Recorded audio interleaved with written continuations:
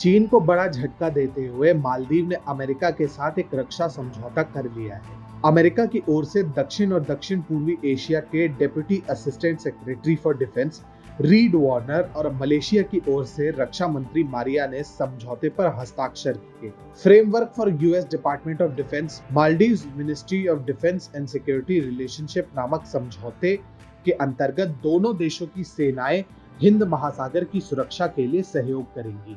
महत्वपूर्ण यह है कि दोनों देशों ने हिंद प्रशांत क्षेत्र में स्वतंत्र नाविक आवागमन के लिए अपनी प्रतिबद्धता दिखाई है। ये सीधे तौर पर संकेत देता है कि मालदीव पूरी तरह से चीन विरोधी धड़े में शामिल हो गया है।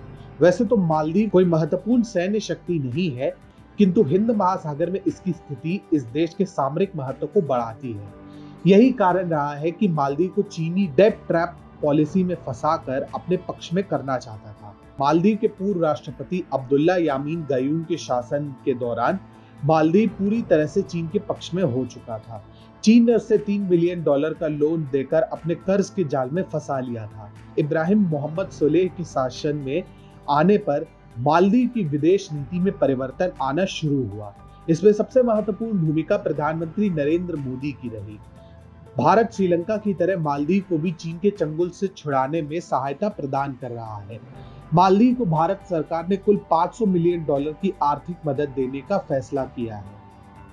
भारत द्वारा मालदीव में ग्रेटर मालिक कनेक्टिविटी प्रोजेक्ट की शुरुआत की जा रही है, जो मालदीव में अब तक का सबसे बड़ा इंफ्रास्ट्रक्चर इन्वेस्टमेंट है। इस प्रोजेक्ट में मालदीव की राजधानी माले के 3 द्वीपों विलिंगली, गुल्हिफाहू और थिलाफुशी को जोड़ा जाएगा। इतना ही नहीं, दोनों देशों ने द्विपक्षीय व्यापार बढ़ाने के लिए भी समझौता किया है।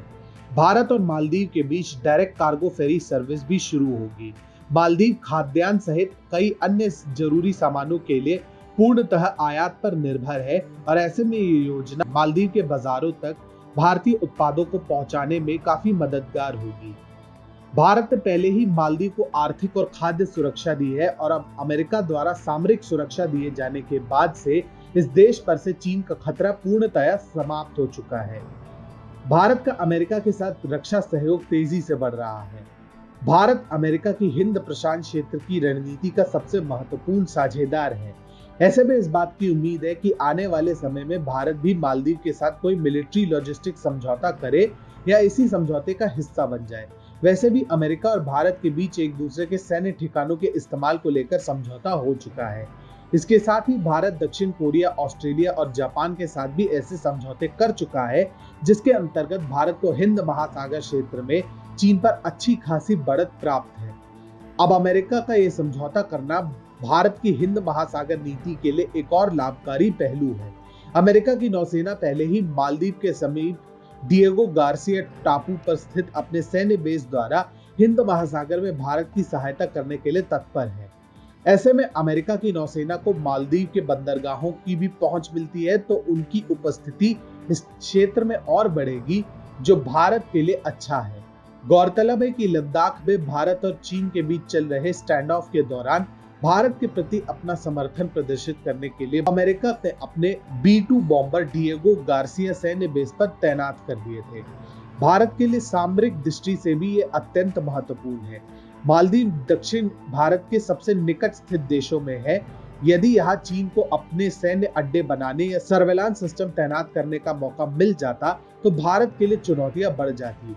चीन इनका इस्तेमाल भारतीय नौसेना की गतिविधियों की निगरानी हेतु कर सकता था, लेकिन अमेरिका ने इसकी सभी संभावनाएं समाप्त कर दी है।